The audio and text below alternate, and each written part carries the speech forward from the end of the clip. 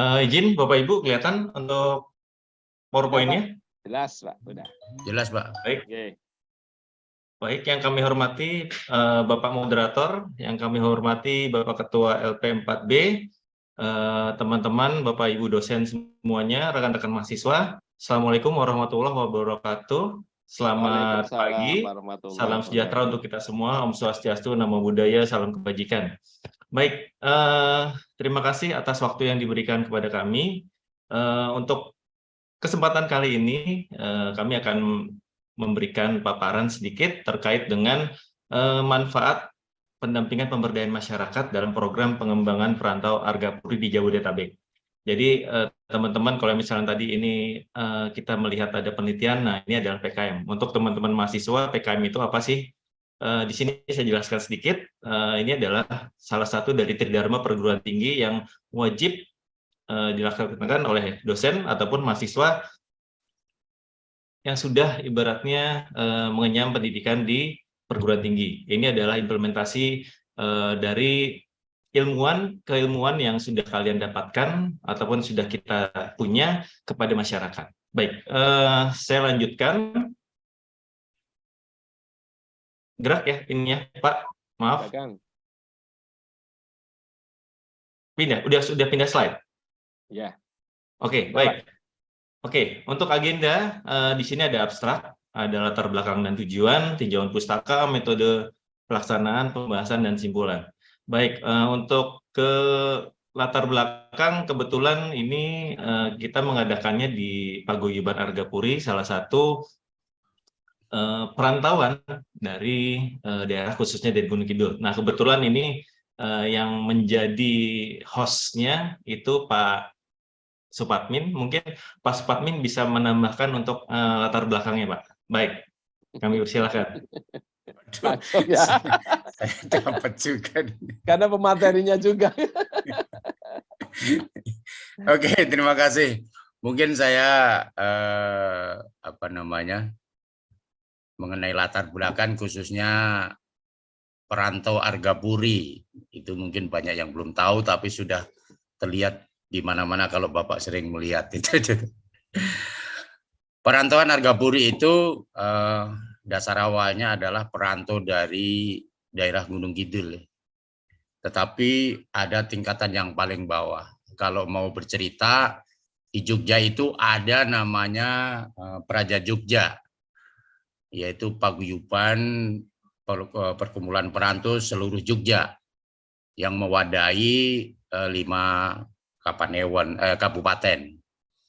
Nah, di bawahnya di Praja Jogja itu ada namanya IKG, karena saya orang dari Gunung Kidul, maka di situ ada IKG, Ikatan Keluarga Gunung Kidul, yang membawahi sekitar 13 atau 14 kapanewon atau kecamatan.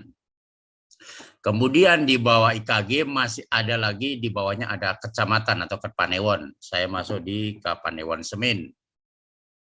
Di bawahnya Kapanewon Semin atau yang disebut di situ ada IKS, Ikatan Keluarga Semin. Ada lagi di tingkat kelurahan, yaitu Ikatan Keluarga Rejosari, karena saya masuk di Kelurahan Rejosari. Di bawah Kelurahan Rejosari masih ada lagi di saya, yaitu ada di Argapuri atau di sini dusun kali ya, kalau nggak salah. Nah, dari dusun ini baru membentuk. Nah, kebetulan di Argapuri ini ada anggotanya kita 100. Kemudian warga yang dari Argapuri sendiri ada sekitar 500-an, hanya satu pedusunan. Nah, inilah sejarahnya kenapa saya ngambil untuk di Argapuri ini. Harapan saya karena saya masuk di dalamnya, saya mohon juga untuk para dosen untuk membina, karena ini biar ada manfaat. Mungkin kalau terlihat yang terlihat itu biasanya kalau di Ciledug ada kesenian, kemudian ada basar-basar yang di Ciledug ya. Kalau nggak salah sekarang masih ada juga kalau mau lihat ke sana. Kemudian kaitan dengan campur sari, kesenian dan sebagainya ada di sana. Kemudian ada kalau kita untuk ke daerah mungkin ada musibah yang ada yaitu ambulan IKG, ambulan IKS Nah, itu adalah bagian dari kegiatan sosial dari keluarga, bagian kecil dari Argapuri itu. Itu dasar awalnya kenapa saya tertarik untuk sekaligus para dosen itu untuk membantu kami ya sedikit untuk SDM-nya, untuk pengelolaan keuangan dan sebagainya. Kalau yang marketing bagaimana pemasarannya khusus untuk campur sari. Kalau mau pesan campur sari boleh, saya ada. Kemudian saya mencoba yaitu pendampingan roadmap ya sekitar 2 tahun, mudah-mudahan ada hasilnya, dan diantaranya link ini atau Lab4B ini kami bekerja sama dengan Paguyuban Argapuri ini sama-sama membantu untuk kegiatan ini sehingga terbentuk adanya web tentang Argapuri, kemudian Lab4B bisa berjalan ini dan dibantu juga oleh teman-teman dari mahasiswa. Ini dasar awalnya, mudah-mudahan 2 tahun ke depan ini sudah tertata dengan baik. Itu mungkin sedikit tentang latar belakang mengenai Argapuri sendiri. Kalau mau melihat mungkin di anjungan-anjungan di Taman Mini banyak anjungan Jogja yang sering ada kegiatan-kegiatan dari IKS, IKBR, IKG dan Praja Jogja. Ini sedikit saja tentang sejarah atau latar belakang tentang Argapuri itu. Terima kasih, mungkin segitu saja. Pak Gatot silakan. Pak Budi silakan teruskan. Oke, baik, terima kasih Pak Supatmin. Kami lanjutkan. Untuk tujuan PKM ini adalah yang pertama untuk mengetahui perkembangan kelompok masyarakat yang bernaung dalam Argapuri. Lalu yang kedua adalah untuk membantu menciptakan ketentraman, kenyamanan, dan kehidupan masyarakat. Dan yang ketiga adalah meningkatkan keterampilan dalam berwirausaha, khususnya desain grafis. Lalu untuk tinjauan pustaka, kami mengambil dari modul KKN terkait dengan tematik desa membangun pemberdayaan masyarakat desa dari Balitbang Kementerian Desa, Pembangunan Daerah Tertinggal dan Transmigrasi. Di sini dijelaskan adalah pemberdayaan adalah salah satu proses untuk memfasilitasi masyarakat secara bersama-sama pada sebuah kepentingan bersama atau urusan yang secara kolektif dapat mengidentifikasi sasaran, mengumpulkan sumber daya, mengerahkan suatu kampanye aksi, dan oleh karena itu membantu menyusun kembali kekuatan dalam komunitas. Lalu untuk pelaksanaan dan metode pelaksanaannya adalah waktu pelaksanaan sudah kita laksanakan tanggal 5 sampai dengan tanggal 7 Maret kemarin yang bertempat di Sekretariat Argapuri di Pamulang Kota Tangerang Selatan. Lalu metode kegiatan yang dilakukan untuk menyelesaikan persoalan adalah salah satunya adalah pendekatan secara partisipatif, metode pendekatan ceramah, pendekatan melalui focus group discussion. Lalu untuk pelaksanaannya, dalam pelaksanaan PKM ini sudah alhamdulillah berjalan cukup baik ya, karena semua peserta sangat merespon baik dalam kegiatan ini. Nah, berdasarkan wawancara, tanya jawab, lalu dengan pengamatan secara langsung dan selama kegiatan berlangsung,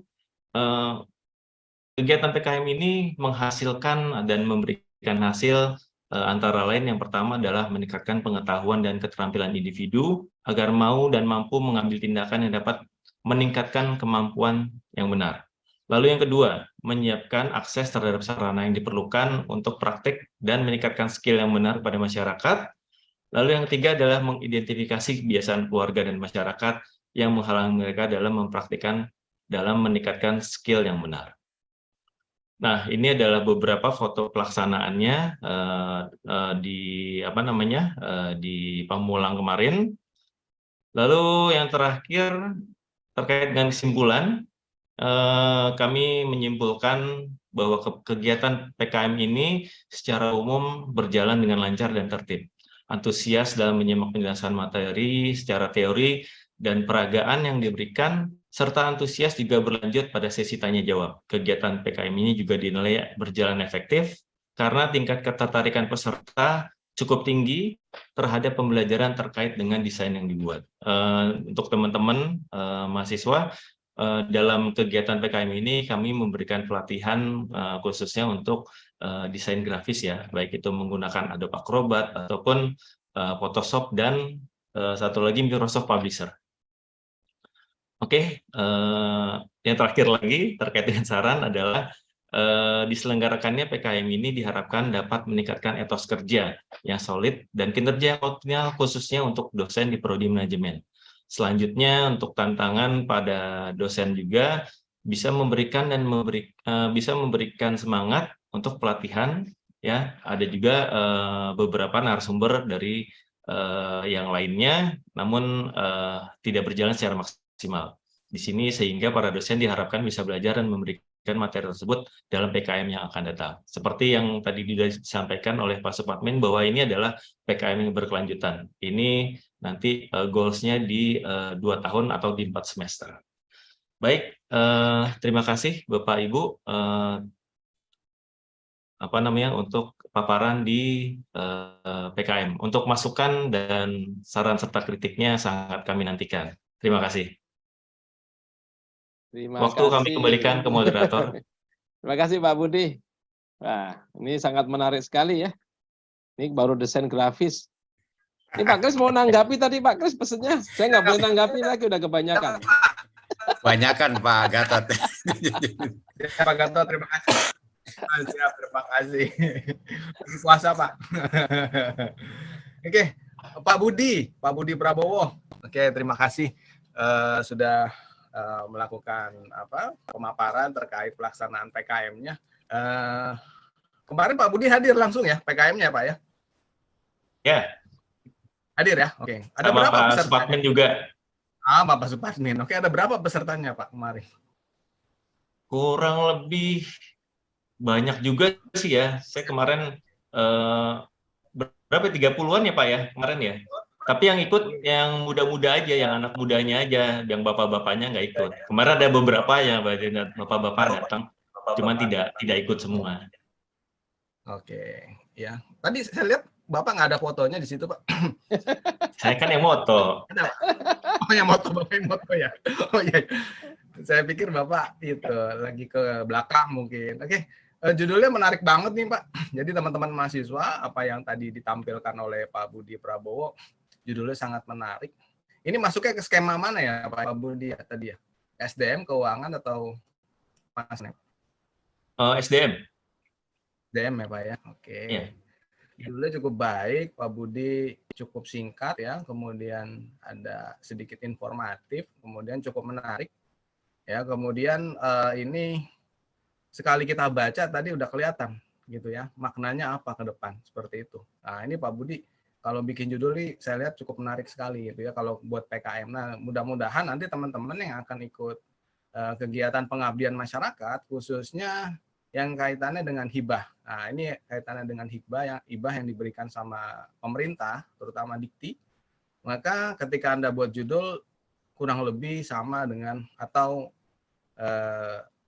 terstruktur seperti Pak Budi ini ya, judulnya sangat baik, singkat padat, kemudian informatif, kemudian juga memberikan menggambarkan kegiatan penelitian yang cukup baik. Ya, jadi sudah dibuat laporan akhirnya Pak Budi? Ya, sebentar lagi selesai. Oh, sebentar lagi selesai. Oke. Kebetulan ada ketuanya di sini, jadi mudah-mudahan bisa cepat seperti itu Pak Budi. Terima kasih dari Pak saya. Gatot Itu siap untuk nerbitin Pak. Oke. Saya mau tanya sedikit Pak Budi. Ini berkaitan dengan desain ini dalam kemampuan dia untuk mendesain informasi, apa lari ke seperti desain-desain bisa untuk digital marketing, untuk pemasaran-pemasaran itu, Pak Budi? Baik, terima kasih Pak Gatot. Ini lebih ke umum sih Pak. Jadi bisa ke lebih ke desain umum karena gini. Tadi yang sudah disebutkan sama Pak Supatmin di depan bahwa ini adalah banyak gamelan ya, maksudnya bagaimana nanti mereka itu bisa menginformasikan dengan flyer ataupun spanduk-spanduk yang lebih menarik lagi, Pak.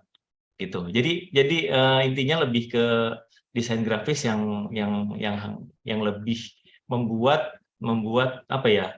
Misalkan desain spanduk ataupun banner itu jadi eye catching gitu loh.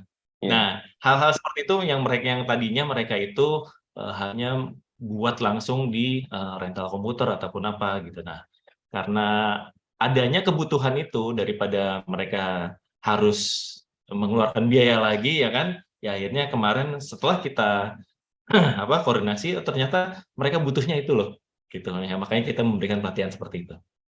Oke, terima kasih Pak Budi. Semoga bermanfaat buat teman-teman kita semua. Amin. Oke, makasih Pak Budi. Mungkin ada lagi? Mahasiswa, teman mahasiswa silakan, ada yang berkenan? Wah, mahasiswanya lagi sibuk skripsi ini. Yang mahasiswa nunggunya skripsi, Pak. Harusnya beda itu ya Pak Admin ya, skripsi ya. Oh, Udah nanti skripsi harusnya. adain kegiatan lagi Pak Admin untuk skripsi. Iya, nanti kebetulan nanti di pertemuan setelah puasa saya kan ada seminar, di kelas ada seminar juga, Pak. Oke. Terima kasih Pak Budi.